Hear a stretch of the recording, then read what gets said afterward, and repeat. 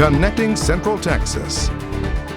This is 25 News. A big move for the high-speed train proposed to zip people from Dallas to Houston in about 90 minutes. The Federal Railroad Administration issued rulings that allow Texas officials to move forward with construction. According to the company backing the train, ground could break in the first half of 2021. The Federal Surface Transportation Board still must approve the project before construction can officially begin.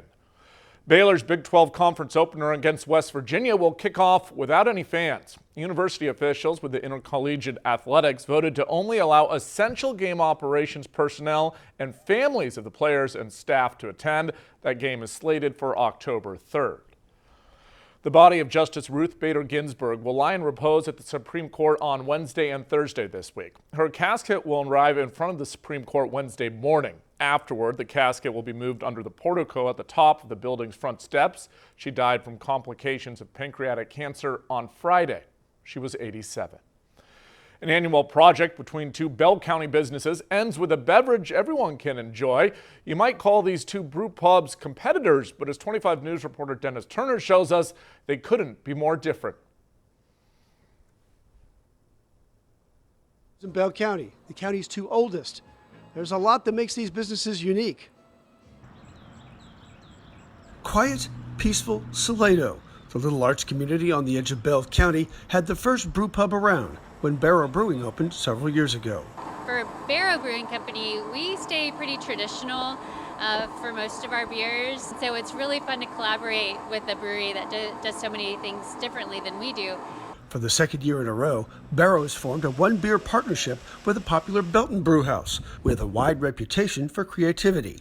The thing that's great about craft beer is it's not what beer is, it's what beer can be. John Patrick Hodges started brewing beer as a kid in his parents' garage.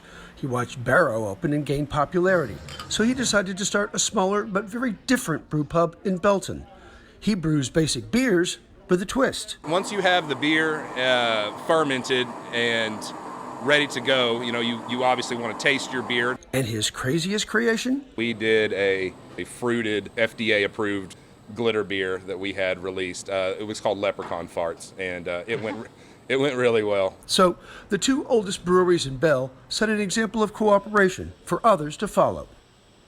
Coming up at 5 on 25 News, we'll talk more about the Waco connection to this interesting project and why you might want to drink your Snickers bar. That's right. In Salado, Dennis Turner, 25 News.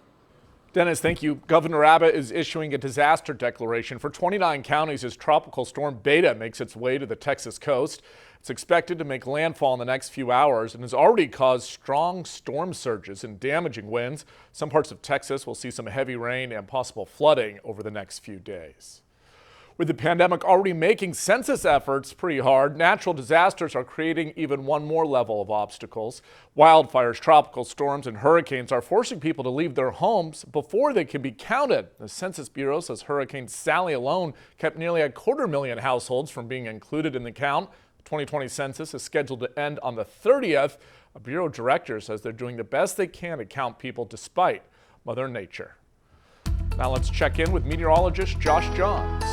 Yeah, and Todd, we're watching where Beta is trying to make landfall there near the Gulf Coast, coming in towards Port Lavaca, Matagorda Bay area. That's going to be happening later on tonight, and then we'll be watching the potential for these rain bands to continue moving on through. We've had a few light rain bands already in central Texas today, and we are expecting more as we go through the evening and on into tomorrow as well. Watch how it plays out here on Future Track. The clouds are going to really hang around as we go through the evening and on into the overnight hours. Again, passing rain bands, sometimes moderate rain, occasionally heavy. The best chance for any sort of heavy rain will be a little closer to Beta Center, so down towards the Brazos Valley as we go through the night. And those will continue on into Tuesday too, although the better chances Tuesday will lie east of I-35. We'll call it about a 60% chance for your Tuesday, and then drier air will start to work in back around it on Wednesday, and that'll cut off those rain chances going on into the end of the week. So it'll be dry for Friday Night Football, the good news there. But for the next 48 hours or so, go ahead and have that umbrella ready because you may need it later on as you go through your plans. 75 for your Tuesday, 60% chance of rain. Northeast winds will continue about 10 to 15 miles per hour, and they'll continue on Wednesday as well, but a 30% chance of some passing showers on Wednesday. After that is when the drier air comes in. Partly cloudy skies coming in for Thursday, Friday, Saturday, Sunday as well. We'll start to get some warmer air in with south winds coming in for the weekend. Upper 80s on the way, even 90s on Monday. Then we're tracking our next cool front that will arrive as we head into the middle of next week, and that one will make things mostly sunny with the north winds coming back in, making it feel a little bit more like fall.